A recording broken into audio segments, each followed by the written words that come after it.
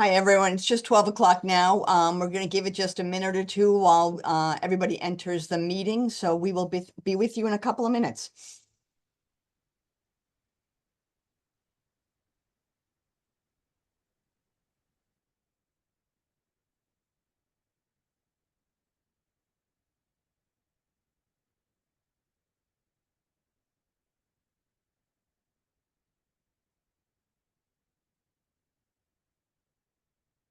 All right, I think we will get going as people can trickle in. Because I want to be mindful of everybody's time. Some people might be on their lunch hour. So first, my name is Mary Ann Schrum. I'm the director of the Parent and Family Engagement Office here at Rutgers University, and I'm joined by Marissa Fleece. Marissa is the assistant director here. We may have met some of you at orientations or parent and family events, so we're glad to be here with you today. And we're glad we're able to bring this webinar to you from the staff at Res Life, who will give you a presentation as well as answer questions. You can use the Q&A feature to answer questions, and their staff who are online with us who will be getting you answers to questions as quickly as they can.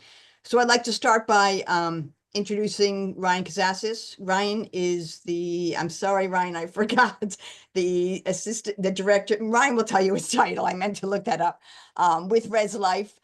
He's going to start today out with the presentation. So Ryan, it's all yours. Absolutely. Thanks, Marianne. And thank you all for joining us on your lunch. My name is Ryan Cassis. I am the Director of Residence Life for Housing Administration and Operations. And I'm also joined with my Assistant Director, Lisa Ferguson. She's the Assistant Director of Residence Life for Housing Assignments and Special Accommodations. So we do have a presentation for you all today. My team is also in the background monitoring the Q&A. So if you do have a question, we are going to try our best to get as many questions answered today. Of course, if there is something more specific or more complex, we're just going to give you our contact information and follow up with you after the webinar, connect with you directly. Definitely don't want to have sensitive topics in front of everyone, but my team is here for very general conversations. So actually, I'm realizing, Marissa, that I'm not permitted to share the screen. So do you think that you could share the screen? And I will give you permission. Okay, perfect, thanks. So today's purpose is to provide a baseline discussion for housing selection. So that it's certainly a multi-step process that does require students to pay attention to really specific dates in the process, and we're going to review those dates. And your students will get emails from me over the next couple weeks as to when to apply as things open. Certainly, it can be overwhelming at first, and we acknowledge that. So we are definitely here to provide education to students. Just get my screen up here.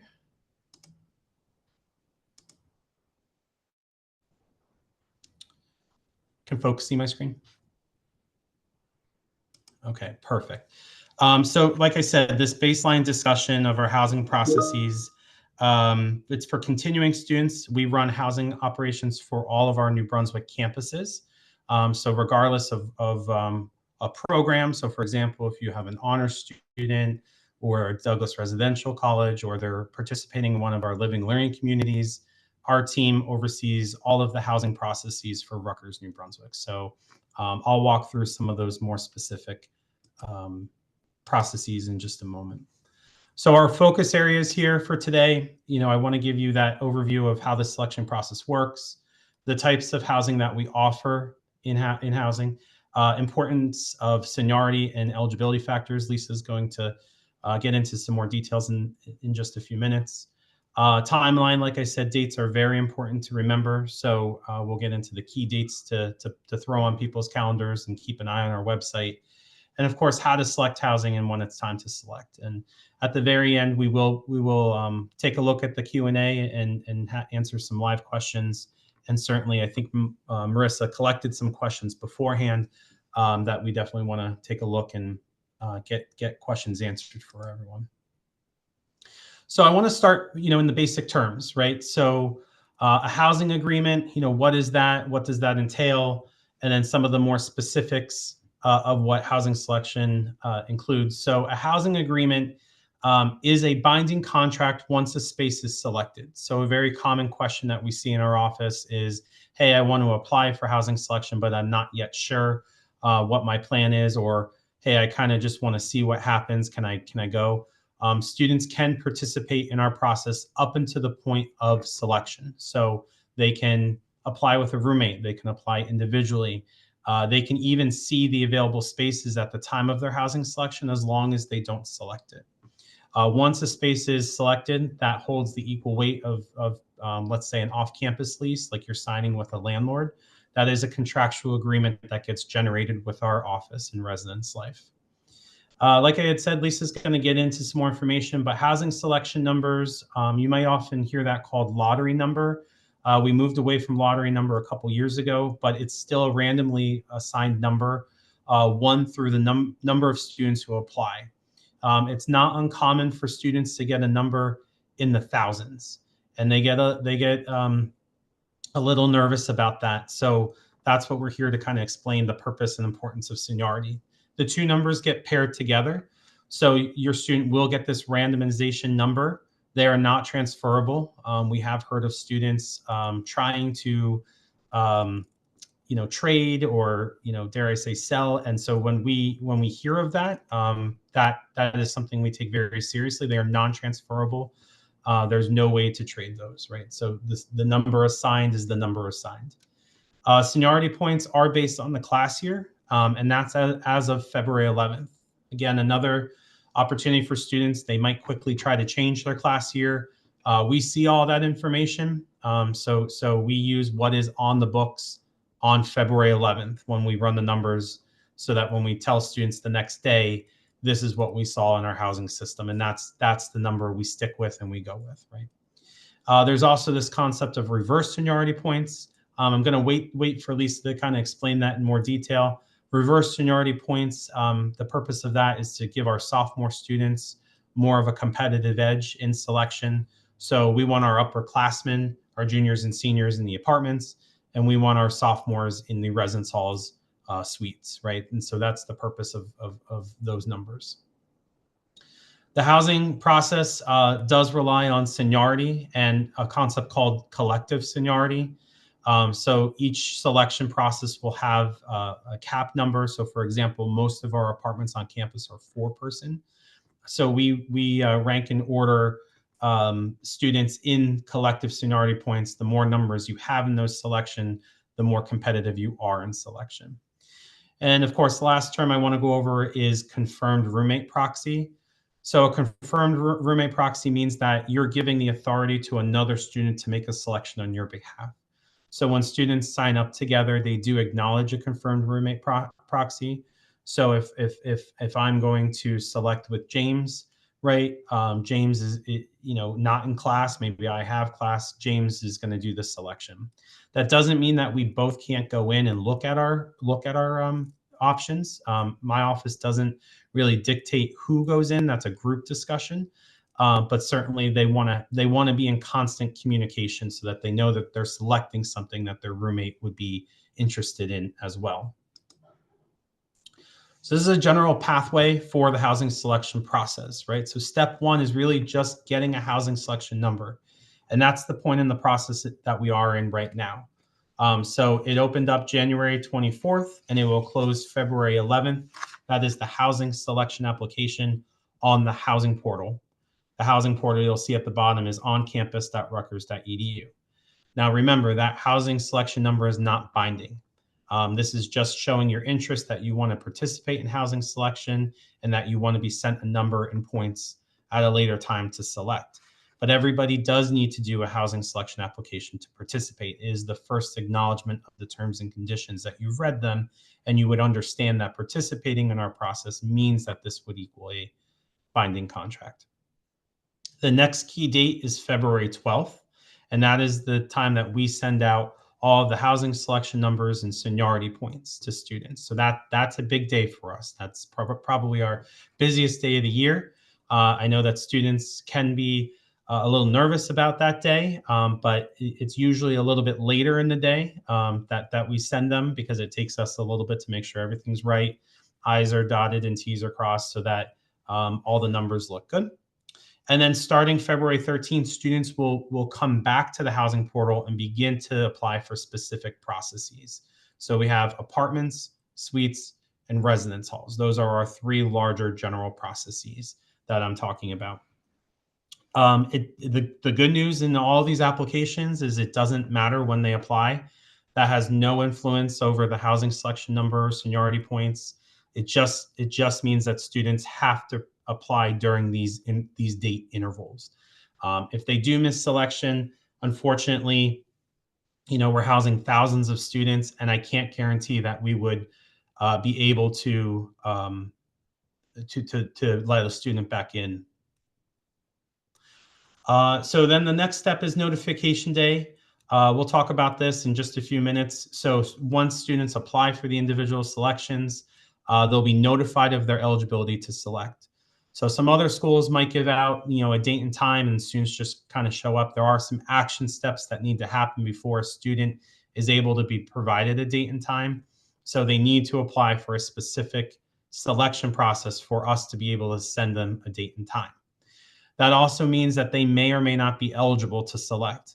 If they are not eligible to select in the process they have applied for, sometimes we do offer additional rounds of selection. So for example, in our apartment selection, it usually takes us about 4 or 5 rounds to fill all the apartments. So we're going through as many students as we can. We do see some walkaways. So somebody realized that they didn't get a specific complex that they may have had in mind. And they're like, you know what, I think I'm going to go off campus. That's fine. So we'll just keep letting students in as we have space. But we don't know that information until we are in active selection, until students are selecting what they're selecting or if they're walking away. And so then at the end, once they make the selection here in step 6, whether it's them individually or with a roommate, the selection is then binding, right? So here are the dates that I just reviewed very quickly. I just want to make sure everybody, gets these on their calendar and they're familiar with it. So, all housing applications must be done by February 11th. For us to send the selection numbers and seniority points on February 12th, and then starting February 13th. Now it is February 13th through February 24th, but hey, let's get it out of the way on February 13th and just be done, right? So sign up with their roommate groups.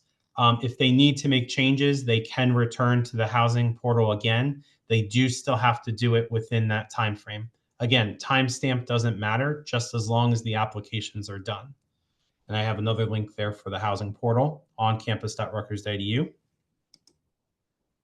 Okay, Lisa, can you jump in to talk about seniority points and the housing selection number? Sure. Good afternoon. So seniority points and the housing selection number are two of the major components that determine eligibility for selection, but they're not the only ones. So everything kind of acts together to determine where a student will be eligible to select. A student could have the housing selection number of 1, and if they don't have a group that fills the size of the space that they're trying to get into, that alone won't get them in there. So seniority points are allocated 1 through 4, and based on your class year, that should be as of February 11th. So that is the date that we will use to determine the date of their class year. At that time, will determine their seniority points. So seniority points are used for apartment selection, and then we use reverse seniority points for suites and residence halls to preference sophomores. It is the group's collective seniority. So for instance, if you had an apartment of 4 people and you have a group of 4, 3 seniors and a junior, that group would come behind all of the groups of 4 seniors. So because the junior would have 1 fewer seniority point, so their total seniority points would be 15 instead of 16. The housing selection number is randomly assigned, and that is what they are, the application that they're putting in for now. Their lottery number, again, it is kind of a dramatic day when they get that, because students get high numbers and they think that automatically means they're going to have a difficult time, getting their preferred space. But standalone, it doesn't really determine anything. They are, as Ryan mentioned, non-transferable. We've had students try to trade.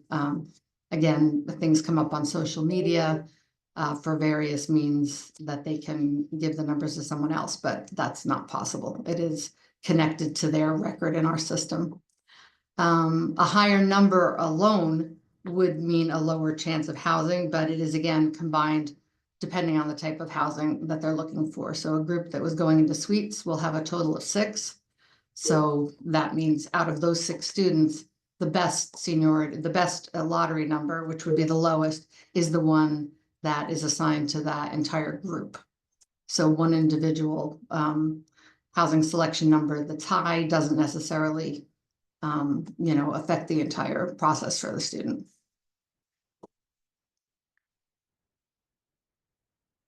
The next slide. Okay.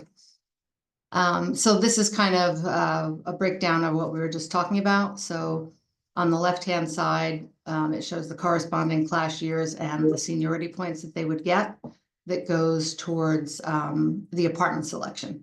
So a senior, a class of 2026 student would get 4 seniority points each one.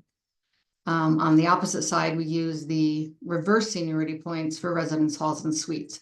So senior that is class of 2026 gets the lower seniority point so that the sophomores can be preferenced in those areas.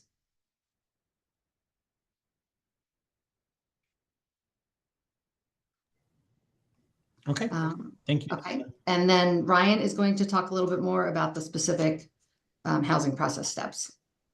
Okay. So up until now, we've been talking about general housing selection. So that's on the right-hand side of the screen with apartments, suites, and residence halls. And included in our residence hall housing selection are also double and single rooms.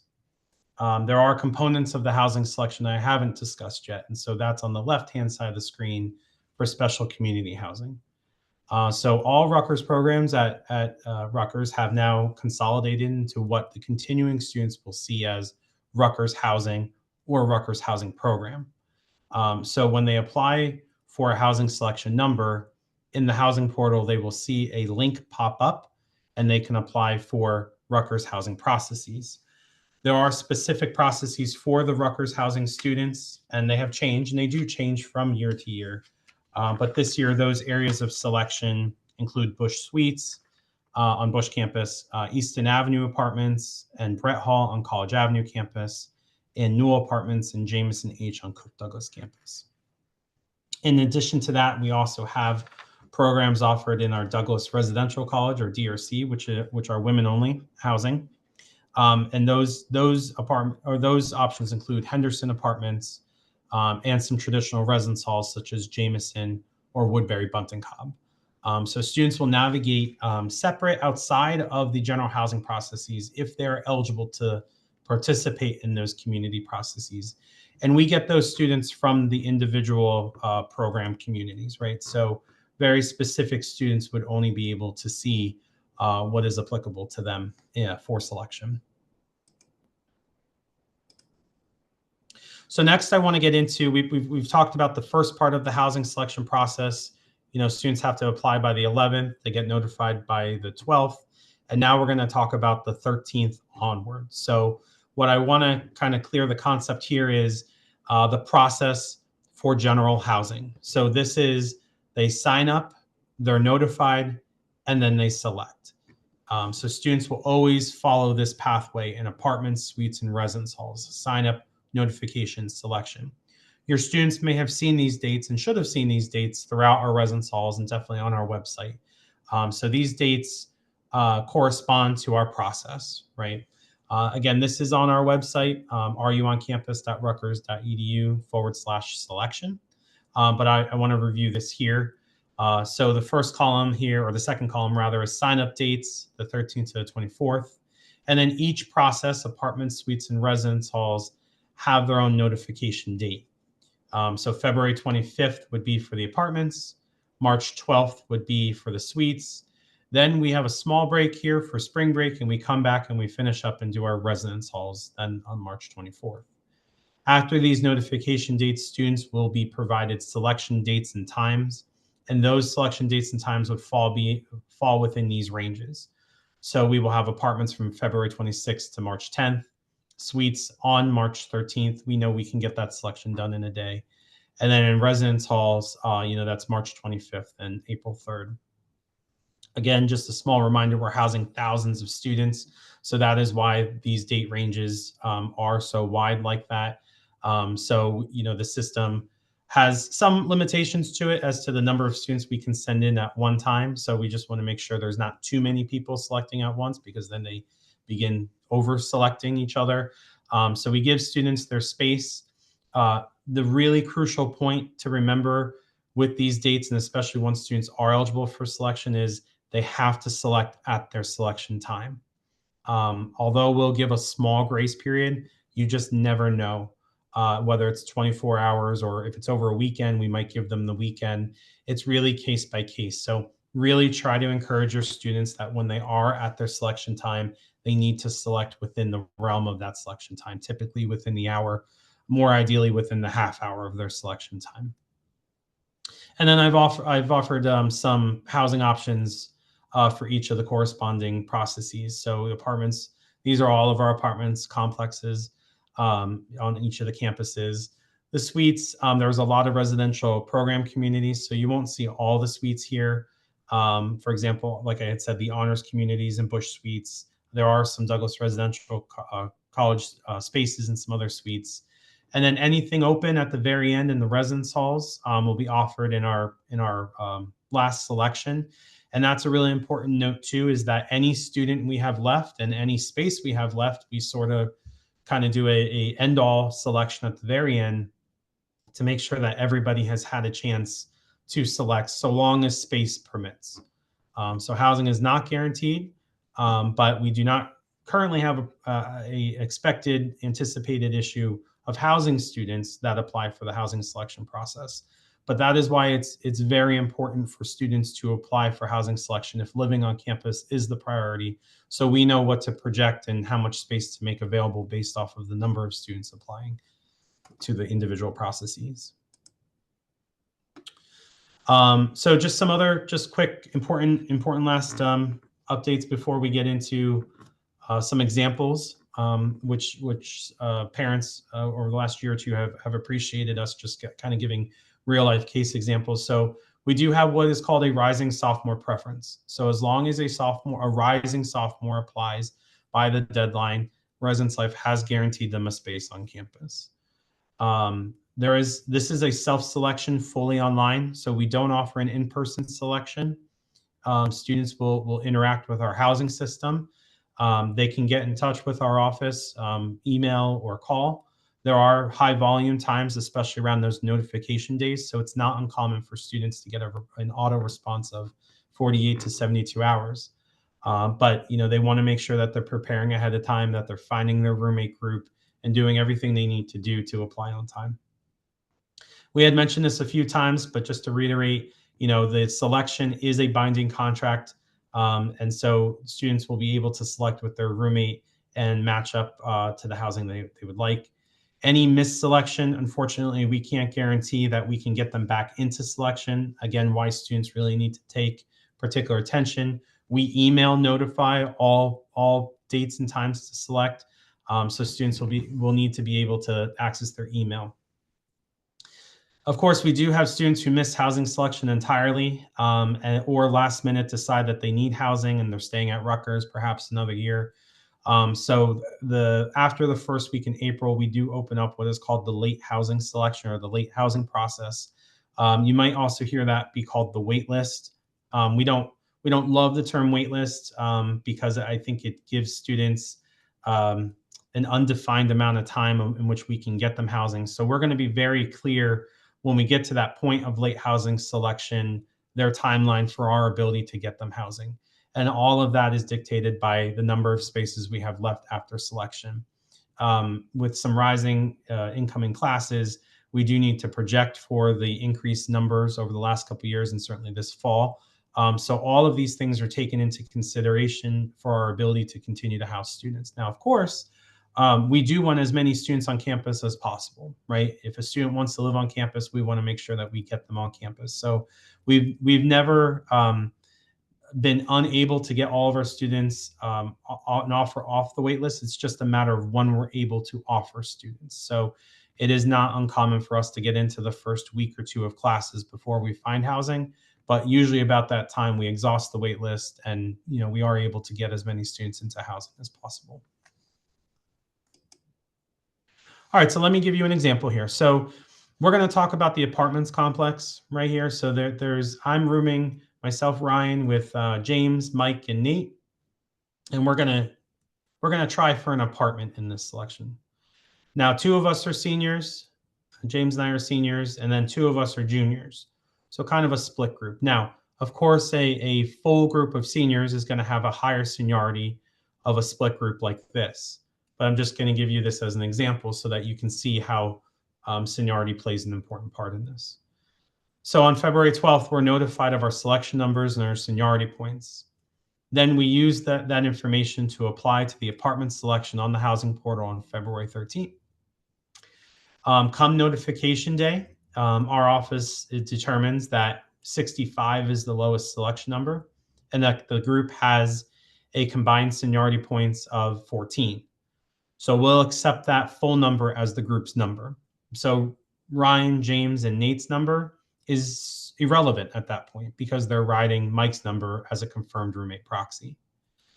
Now, they may not get the first day to select, realizing that they are a split group here of juniors and seniors. So they do have to wait for all of the seniors to apply in this model. So they get a selection time on February 28th at 11 o'clock. Good news is that they still get an apartment. We determine that James should go in. Now it does, for example, it might be Mike's number. And so Mike might want to do the selection. Our group has determined that actually James should do the selection. Again, he doesn't have class. The rest of us are in class. So James makes this selection and he chooses Silver's Apartments on Bush. We're all happy with that. And at this time, we're all in the binding contract. So Lisa's going to give you another example. She's going to give you if you're in a residence hall. Okay, so in residence halls, our example is Holly and Grace were not eligible to select in the apartments. They're both rising sophomores and they want to live on campus. So on February 12th, they received their housing selection numbers. And for the residence halls, that we would be using their reverse seniority points. So they apply starting on February 13th. And we determine their eligibility. Again, the lowest lottery number is 549, which was Grace's number, and their total seniority points are 6. So that determines where they fall in when we total up everybody who is who has applied for that type of housing, and then we know how many spaces we have, and that's how we put them in order to determine who's eligible to select. So on March 24th, they'll receive their notification, which would be the 27th at 3 o'clock. And that's when one of them would have to be able to log in. So Holly is going to be the one, and she'll review the options available at that time. She'll be able to see options across campuses, and she'll select Hardenberg Hall. And when she selects that space, it will pull in Grace, and they both have a binding contract as confirmed roommates in this process, and they're all set.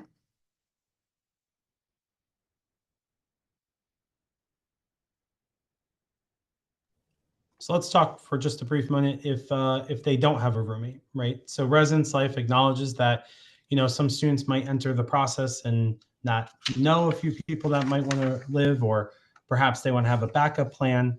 So we are offering 2 programs, and it's actually in the next couple days.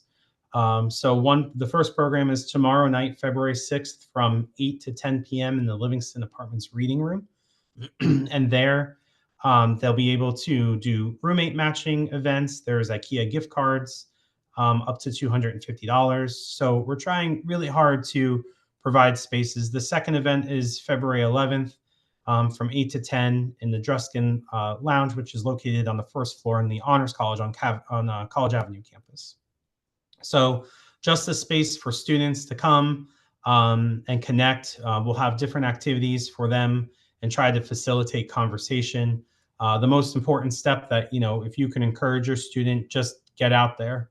If they really are looking for somebody, whether they find somebody or not, just, the effort made to get out of their comfort zone and try to connect with somebody.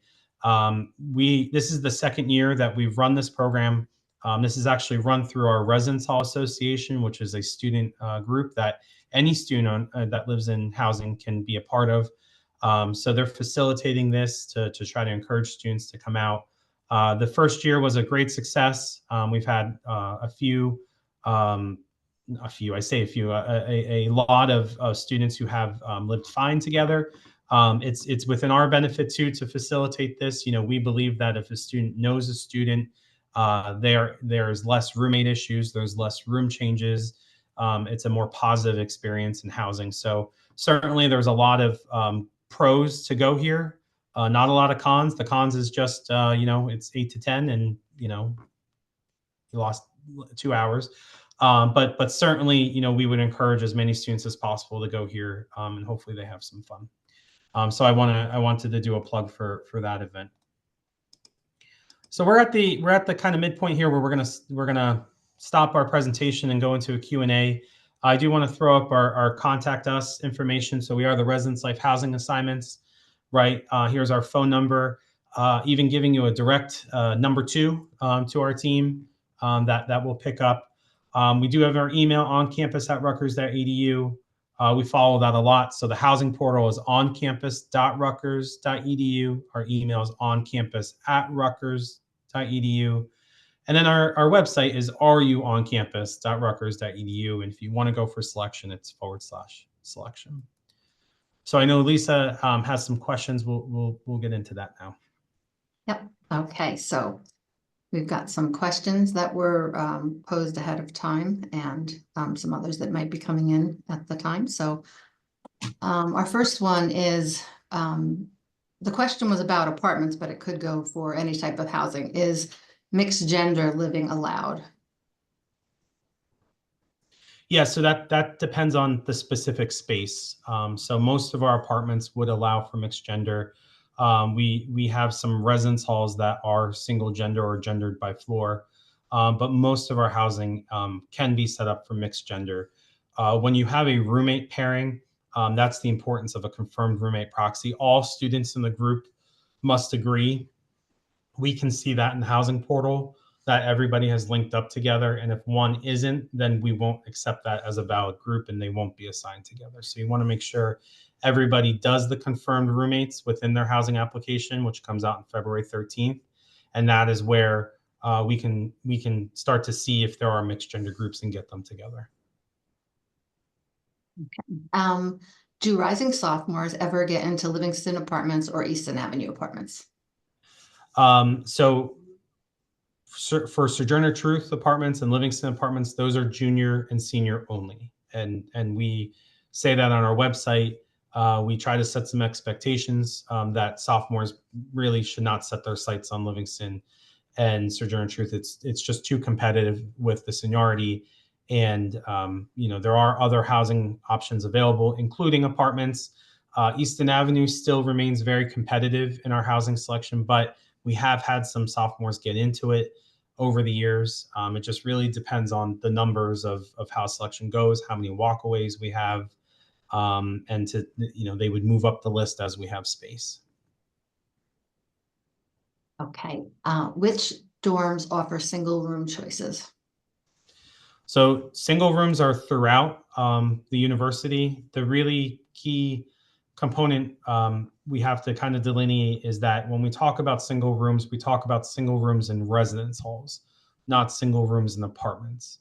We do have in our apartments, we do have single bedroom options and we have double bedroom options, right? So the single bedrooms would be Sojourner Truth Apartments, Livingston Apartments, Buell Apartments, and Newell Apartments. Everything else, for the most part, are double bedrooms. So that's 2 students per room, 4 students in an apartment. Single rooms in the residence halls are throughout the traditional residence halls. So you would see those in the river residence halls, such as Hardenberg or Campbell. You might see those in the quads on Livingston. Those are really the larger spots for the single residence hall rooms. Again, there are select ones throughout the university. No large pockets of single bedrooms per se, or single rooms per se, but those are also based off of credit, which deviates just a little bit from seniority. And so it's not uncommon for a sophomore student. I think that might be another question. A sophomore student could get a single room. It just depends on their earned credit and then their housing selection number. So when they get to the residence hall selection, they start to make some differences there, make some selections there. What are the best options for sophomores, including apartments at the Yard and on College Avenue? Yeah, so like I had said, sophomores will not be able to get into Sojourner Truth or Livingston apartments. For us, just being very realistic and managing expectations, sophomores should look at traditional residence halls and suites. Suites are competitive, right? So full groups of 6. Sometimes that's hard for students to fill a full group of 6. But students are managed to do that. They use social media. They're coming to the connection matching events, and they're building their groups. So when we speak to sophomore students, we are really trying to encourage them to get into the residence halls. That's not to say they cannot apply for apartments. They can definitely, shoot their shot at apartments to see where that lands. They might get a non-eligible. The best case is that they do get an eligible and they have a decision whether they want to select an apartment or walk away to other processes. Can a sub-student live on College Avenue or remain in the best dorm as a sophomore? So we don't restrict our housing for general housing for major. So a student can live on any campus. They participate in the selection process, and whatever is available to them is what they select. Best Hall is for the next academic year only going to be for first-year students, so they won't have any options at Best. Do students in the Honors College receive any housing priority? Yep. So we had a slide on that, right? So we run a separate process for Rutgers honors students. So when your student does a housing selection application through February 11th, they should log back on to see a Rutgers housing application if they are marked an honors student, right? And so in the honors housing application, they'll be able to pull in roommates and participate for a specific selection process for honors students. Thanks, Lise. How does study abroad impact rooming selections? So it kind of goes both ways. Certainly if a student yet doesn't know that they're going to study abroad, they should still participate in housing selection because studying abroad is one of our reasons for cancellation. So if later they find out or over the summer something happens and they're studying abroad, so we'll let them out of their housing contract. The other side of that coin is if they're coming back for the spring semester, they will not participate in housing selection as long as they are definite that they are going to be away for the fall. We open up a housing application in November that students are able to apply to get housing for spring. So really the most important part for that is just understanding if they need housing for fall or not. If my student gets an on-campus housing number for next year, do they have to live on campus? No. By going through the housing selection application, that is not binding. That is just showing interest and trying to get a number. That would be the equivalent of to me, a landlord showing you your lease before signing it. You want to take an opportunity to review the terms and conditions, make sure you're okay with them, see where you're going to be assigned, right? And what's it going to look like, and then make a decision. Now there's some timestamp on that, right? So when they are in selection, it's they have to be prepared to make a selection or walk away. As long as they don't select a space, they will not enter a binding space. But if they do make a selection or their roommate makes a selection that is confirmed, then that would pull them into a binding contract with Residence Life. Is on-campus housing assured for rising sophomores through the lottery system? We do have the rising sophomore preference that we discussed in the presentation. So as long as students apply on time by the deadlines, we will make every effort to guarantee their housing assignment for next year. I think I can take this next question. Is Rainbow Perspective housing in any layout besides two-person dorm rooms? How many campuses have Rainbow Perspectives housing? Rainbow Perspectives has housing in the New Gibbons complex on Cook Douglas, which is the one that is primarily doubles, residence hall doubles. They also have apartments on Bush campus in the Buell apartments and on Cook campus in the Newell apartments. So they do have more options now for upper class students, whereas in the past, when it was just New Gibbons, you kind of lost juniors and seniors for wanting to live in that kind of setting. So there are multiple options now for Rainbow Perspectives. Okay, back to you, Rye. My son is currently a freshman. Can he go random for a roommate and live in the dorms again, or dorms or apartments? So I believe they mean without a roommate. Yeah. Yeah, so students can apply individually without a roommate. Again, our process is based off of collective seniority.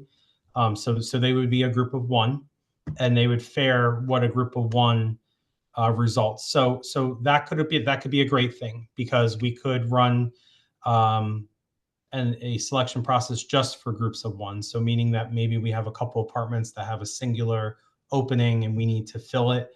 We might bring in 100 students to backfill that space, right? But for the most part, most of the groups of one navigate through the residence hall selection. And that is where they can maximize any remaining spaces in housing. So apartments and suites, if there's anything remaining, we forward that to the final selection. And so that's where they can score just, something last minute and get in, and they'd be fine as a group of one. Otherwise, they would be picking some residence hall spaces, and they would be assigned at random as they're selecting. Another group of one would be selecting. And so there's a bit of filling that happens there randomly. Yeah, I think just to also just to clarify, when individuals are in the selection process, the way the process works is they pick a campus to look at. There's from a drop-down menu, and then they can see whatever is available on that campus for them. So they might want to look through each of the campuses first to see, because they might, see an apartment on another campus. Maybe that wasn't their first priority campus, but if they might see an apartment there and decide, oh, that would be great. So it's worthwhile to look through each campus's offerings before they make a selection. Yes, students can definitely take their time once they're in the housing portal. It's just a matter of making sure they get in at their date and time. But Lisa's right. You want to make sure you make a informed decision. I would add, just come with a backup plan.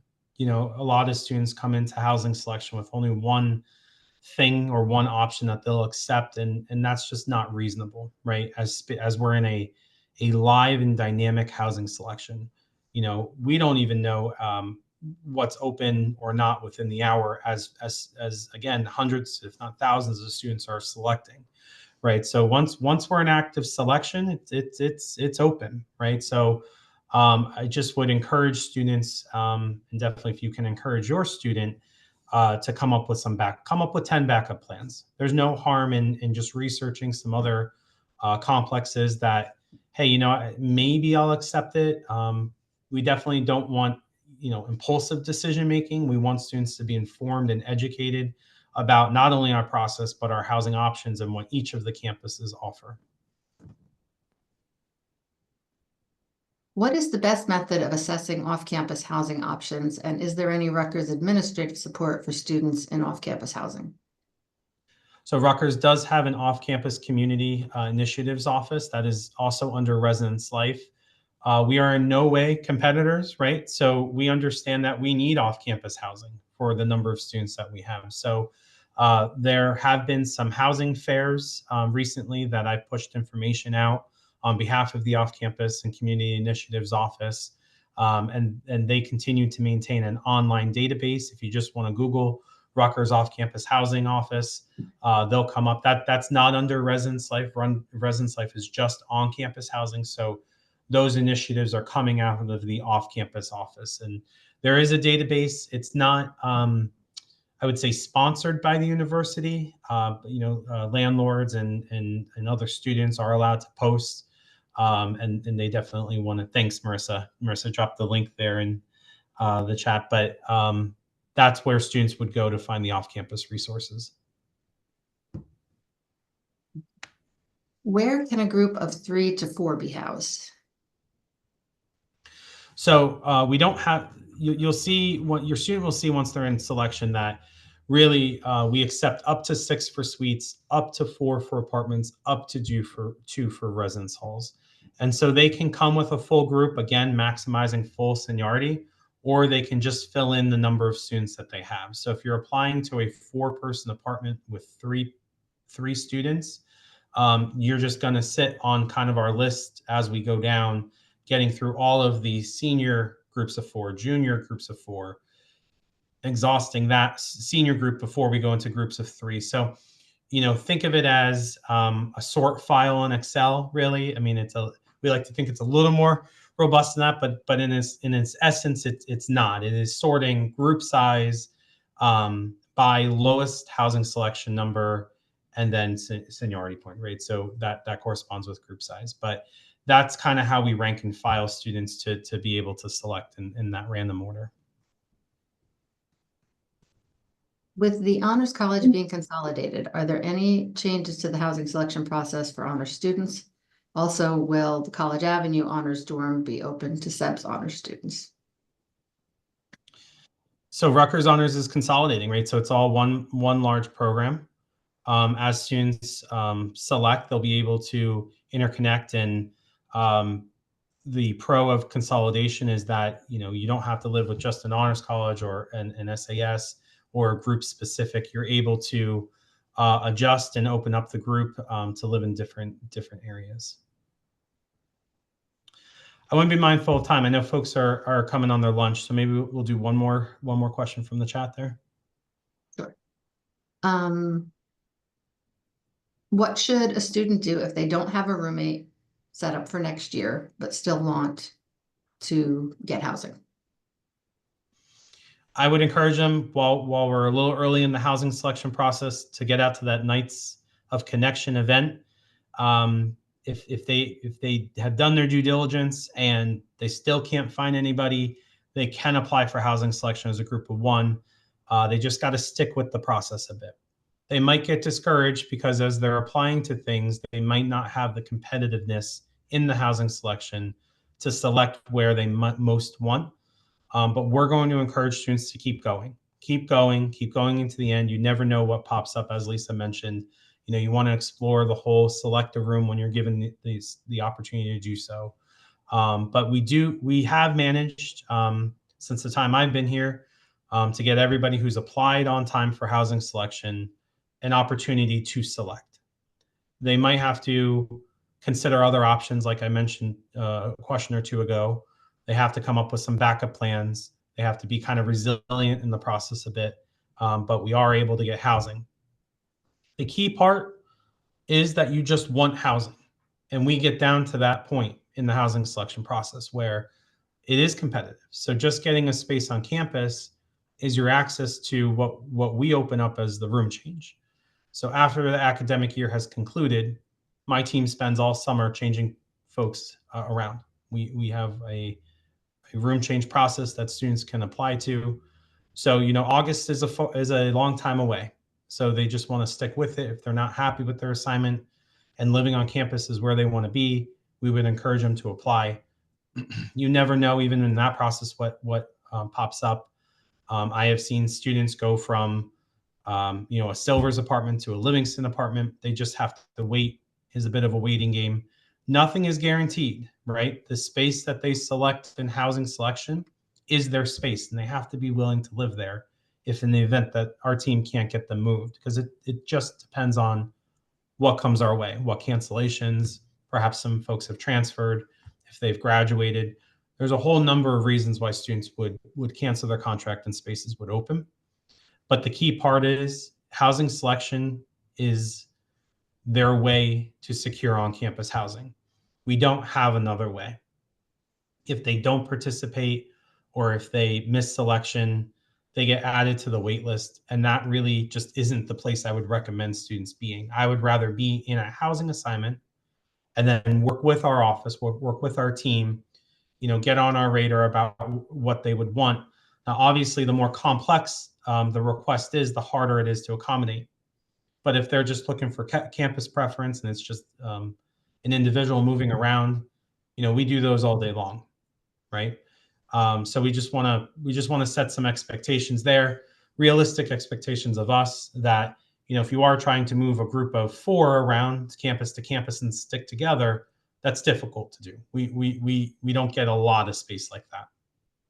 But if we want to maximize a space here or a space here, and we can kind of plug and play and figure it out, we will do so and we'll work with the student. The goal is to make sure our students are safe and comfortable on campus.